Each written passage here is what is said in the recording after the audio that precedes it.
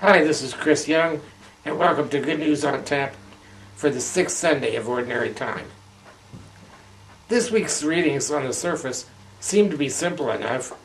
Trust God, believe in the resurrection. It seems pretty simple. But really those topics can be a very big challenge to the core of our faith. In the first reading, we're warned very blatantly not to trust in human beings, but to place our trust entirely with the Lord. We tend to say things like trust God, but really putting that into practice can be a difficult thing.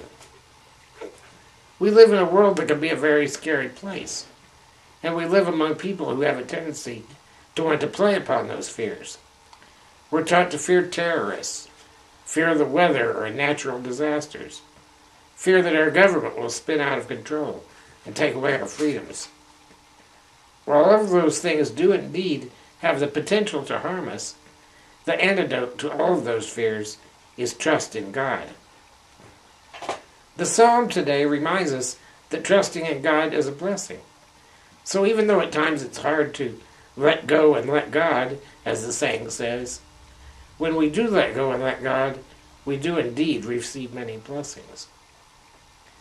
The second reading again presents us with a great challenge. The challenge to believe in the resurrection. Paul makes the assumption that we believe in God, and given who his audience is, that's a reasonable assumption.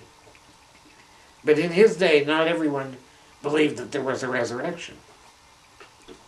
I'm reminded of the old joke that said the Sadducees were the people in biblical times who believed in God, but did not believe in the resurrection.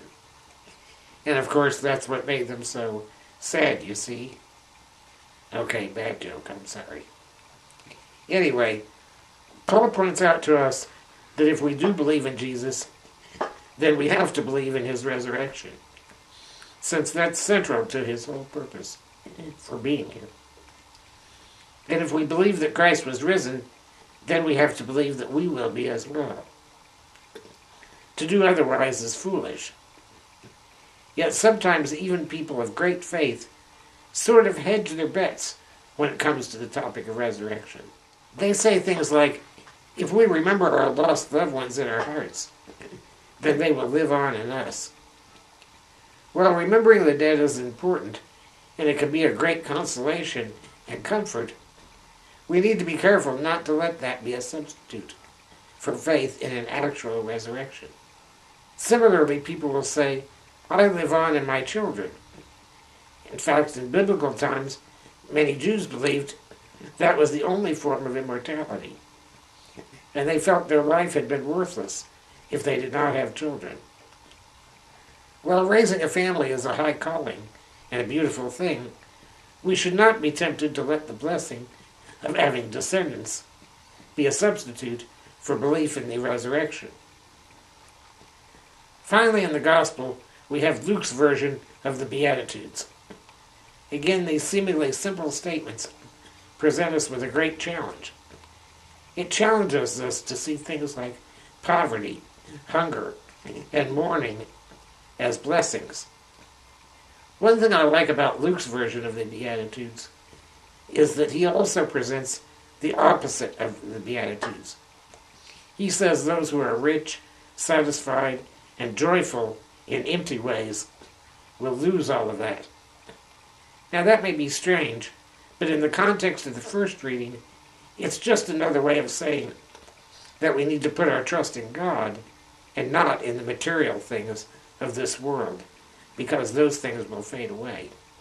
So all of these topics come to me on a Sunday just after the 1-year anniversary of the death of my mother.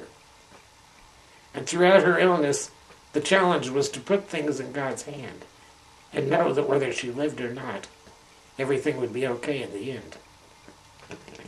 And when she did pass away a year ago this month, I was challenged to go beyond simply holding the memory of her in my heart as my only consolation. I was challenged to remember that the resurrection is real. And the challenge of the Beatitudes remains. The challenge to see our loss, our suffering, and our sadness as a blessing. If we do believe in God, then we need to accept all that comes with it and put our trust in the Lord and know that someday our loss and our suffering will be turned to complete joy.